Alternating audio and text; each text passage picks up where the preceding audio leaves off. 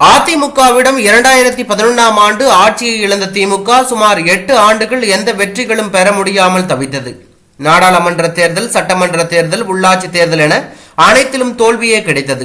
இதனையடுத்து 2019ஆம் ஆண்டில்தான் திமுகவுக்கு வெற்றி கிட்டியது. அப்போது நடைபெற்ற நாடாளுமன்ற தேர்தலில் 39 தொகுதிகளில் வெற்றி பெற்றது. இதனையடுத்து உள்ளாட்சி தேர்தல், சட்டமன்ற தேர்தல் என தொடர் வெற்றி பெற்றது. இந்த வெற்றிக்கு முக்கிய காரணமாக உதயநிதியின் பிரச்சாரம் இருந்ததாக கூறப்படுகிறது. நாடாளுமன்ற தேர்தல் வெற்றிக்கு பிறகு உதயநிதி ஸ்டாலினுக்கு பரிசாக இளைஞரணி பொறுப்பு வழங்கப்பட்டது. அடுத்ததாக சட்டமன்ற தேர்தலில் சேப்பாக்கம் தொகுதியில் போட்டியிட்டவர் மிகப்பெரிய வெற்றி பெற்றார்.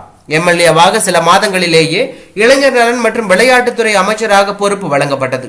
இந்த சூழ்நிலையில் முதலமைச்சர் ஸ்டாலின் சார்பாக பல்வேறு இடங்களுக்கு உதயநிதி ஸ்டாலின் சென்று வருகிறார். சிறப்பு அழைப்பாளராக பல இடங்களில் உதயநிதி கலந்து கொண்டு வருகிறார். அடுத்த கட்டமாக உதயநிதி ஸ்டாலினுக்கு துணை முதலமைச்சர் பதவி வழங்க வேண்டும் என சட்டமன்றத்திலேயே திமுகவினர் குரல் கொடுத்தார்கள். ஆனால் எந்தவித பதிலும் முதலமைச்சர் சார்பாக கொடுக்கப்படவில்லை. இந்த சூழ்நிலையில் தான் அந்நிய முதலீடுகளை ஈர்க்கும் வகையில் முதலமைச்சர் மு.க.ஸ்டாலின் இந்த மாதம் இறுதியிலோ அல்லது அடுத்த மாதமோ அமெரிக்கா செல்ல இருப்பதாக கூறப்படுகிறது. சுமார் 1 மாத காலம் அமெரிக்காவில் தங்கி தொழிலதிபர்களோடு ஆலோசனை நடத்தி இருப்பதாக தகவல் வெளியாகி உள்ளது. மேலும் முதலமைச்சர் மு.க.ஸ்டாலின் உடல்நிலை தொடர்பாகவும் மருத்துவ சிகிச்சை எடுக்கப்பட இருப்பதாகவும் திமுக வட்டாரத்தில் தெரிவிக்கப்படுகிறது. இதனால் உதயநிதி ஸ்டாலினுக்கு முதலமைச்சருக்கு இணையான துணை முதலமைச்சர் பொறுப்பு வழங்கப்பட இருப்பதாக திமுக தரப்பில் பேசப்பட்டு வருகிறது. எனவே முதலமைச்சர் மு.க.ஸ்டாலின் அமெரிக்கா பயணம் உறுதியானதும் இதற்கான அறிவிப்பு வெளியாகும் என எதிர்பார்க்கப்படுகிறது. அதே நேரத்தில் அமைச்சரவையில் மாற்றம் செய்யப்பட இருப்பதாக கூறப்படுகிறது.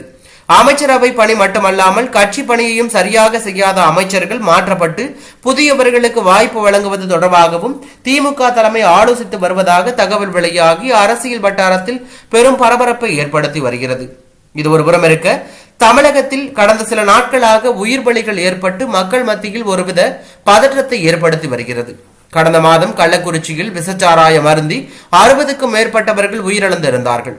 இதற்கு காரணம் கள்ளச்சாராயத்தில் மெத்தனால் கலந்து இருந்ததுதான் காரணம் என ஆய்வில் தெரிய வந்தது. ஆனால் தமிழ்நாட்டில் கள்ளக்குறிச்சி, கல்வராயன் மலை போன்ற இடங்களில் கள்ளச்சாராயம் காய்ச்சப்படுகிறது என்பது ஊரறிந்த உண்மையாக இருந்து வந்துள்ளது. போலீசாரும் அறியாமல் இல்லை, அரசியல்வாதிகளும் அறியாமல் இல்லை. ஊர் அறிந்தே மிகப்பெரிய தவறு நடந்து இருக்கிறது என்பதை தான் இந்த உயிரிழப்புகள் காட்டுகிறது. போலீசாரும் அரசியல்வாதிகளும் களத்தில் இறங்கி கராராக பணியாற்றி இருந்தால் இந்த உயிரிழப்புகளை தவிர்த்து இருக்கலாம் என்பதே அனைவரின் கருத்தாக இருக்கிறது. மெத்தனால் புதுச்சேரி வழியாக தமிழ்நாட்டிற்குள் வரும்போது சோதனையில் சிக்காமல் போவதற்கு வாய்ப்பு இல்லை. முதலமைச்சரின் கீழ்தான் காவல்துறை வருகிறது. அப்படி என்றால் முதலமைச்சரே இந்த விஷயத்தில் தலையிட வேண்டும் என்பது இல்லை. காவல்துறை அதிகாரிகள் உடனடியாக செயல்பட்டு கள்ளச்சாராயத்தை கட்டுக்குள் கொண்டு வந்து இருக்க வேண்டும். ஏன் கொண்டு வரவில்லை என்பதுடன் முதலமைச்சருக்கும் அவப்பெயர் தேடி கொடுத்தது ஏன் என்ற கேள்வியும் எழுகிறது. இது போன்ற தருணங்களில் முதலமைச்சரே லத்தியை கையில் எடுக்க வேண்டிய கட்டாயமும் ஏற்பட்டுள்ளது.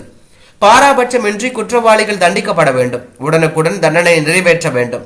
காலதாமதம் என்பது மேலும் பல சிக்கல்களை உருவாக்குவதுடன் குற்றவாளிகள் தப்பித்துச் செல்வதற்கும் வழிகளை ஏற்படுத்தி கொடுப்பதாக ஆகிவிடும். கள்ளக்குறிச்சி விசச்சாராயம் அருந்து உயிரிழந்தவர்கள் பணம் படைத்த முதலாளிகள் இல்லை, பணக்காரர்கள் இல்லை. மது பழக்கத்திற்கு அடிமையான அன்றாட வருமானம் பார்க்கும் ஏழைகள். அவர்களுக்கு வேண்டியது எல்லாம் மலிவான விலையில் மது கிடைத்தால் போதும் என்பதுதான். மதுவை ஒழிக்க முடியாது, ஆனால் மாற்றாக என்ன செய்யலாம் என்பதை தான் அரசு நிர்வாகம் சிந்திக்க வேண்டும். கள்ளக்குறிச்சி காயங்கள், துயரங்கள் மறைவதற்கு முன்பே சென்னை பெரம்பூரில் வசித்து வந்த பகுஜன் சமாஜ் கட்சியின் தமிழ்நாடு தலைவர் ஆம்ஸ்ட்ராங் கொடூரமாக வெட்டி கொலை செய்யப்பட்டார். இந்த கொலை தமிழ்நாட்டையே உலுக்கி இருக்கிறது.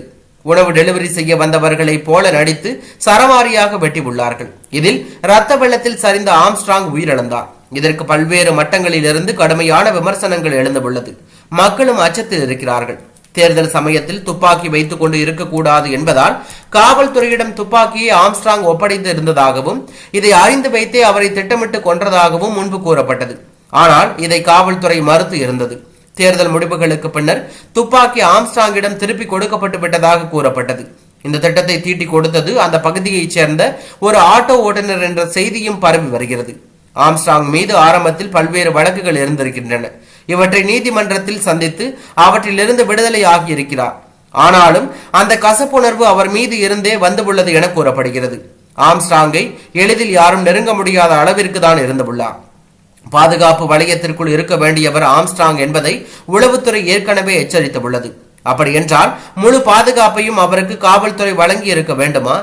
ஏன் வழங்கவில்லை என்ற கேள்வியும் எழுந்துள்ளது. யார் இதை தடுத்தது? யார் பின்னணியில் இருக்கிறார்கள் என்பதற்கு விடை கிடைக்குமா? இது எதற்காக நடந்த கொலை? பழைய பகையா? அரசியல் நோக்கமா? போன்ற பல்வேறு கோணங்களில் விசாரிக்க வேண்டிய கட்டாயம் ஏற்பட்டிருக்கிறது. பொதுவாக இது போன்ற சம்பவங்கள் நடக்கும் போது காவல்துறை உயர் அதிகாரிகள் சம்பவ இடத்திற்கு செல்வது உண்டு. மக்களிடம் அச்சத்தை போக்குவதற்கு பேரணி நடத்தப்படுவது உண்டு. அவையெல்லாம் நடந்ததா என்றால் இல்லை. ஏன் என்ற கேள்வியும் எழுகிறது. யார் தடுக்கிறார்கள்? என்ன தடுக்கிறது? போன்ற அச்சங்களும் எழுகின்றன. ஆற்காடு சுரேஷின் சகோதரர்கள் உட்பட 10க்கும் மேற்பட்டவர்கள் காவல்துறையில் தஞ்சமாகி இருக்கிறார்கள். ஆற்காடு சுரேஷ் கொலைக்கு பழிவாங்கவே இந்த கொலை என்றும் கூலிப்படை திருநெல்வேலியிலிருந்து வந்தது என்றும் கூறப்படுகிறது. மாநிலத்தின் தென்பகுதிகளில் காலம் காலமாக இருக்கும் சாதி பாகுபாடுகள், கொலைகள் தற்போது தலைநகருக்கும் எட்டி இருக்கிறதா என்பது கூடுதல் அச்சத்தை ஏற்படுத்தியுள்ளது.